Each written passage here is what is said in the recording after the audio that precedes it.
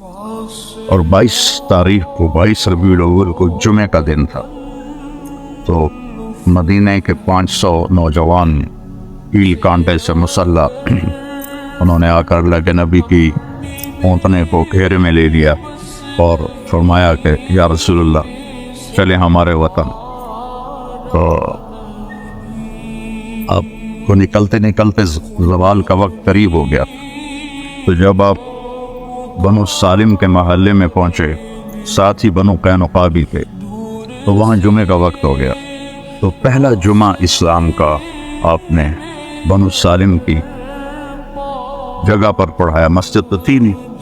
تو عبداللہ بن سلام بنو قینقاع کے یہودی تھے اور بہت بڑے عالم تھے، وہ آئے ٹیسٹ کرنے کے یہ کون ہے۔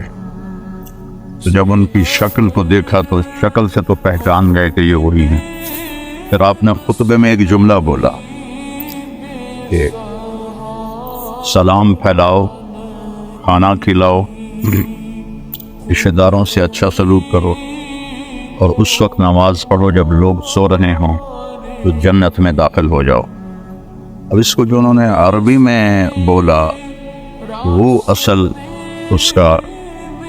اس کی خوبصورتی اس میں تھی، افشوا السلام واطعموا الطعام وصلوا الارحام وصلوا باللیل والناس نیام تدخلوا الجنت بالسلام۔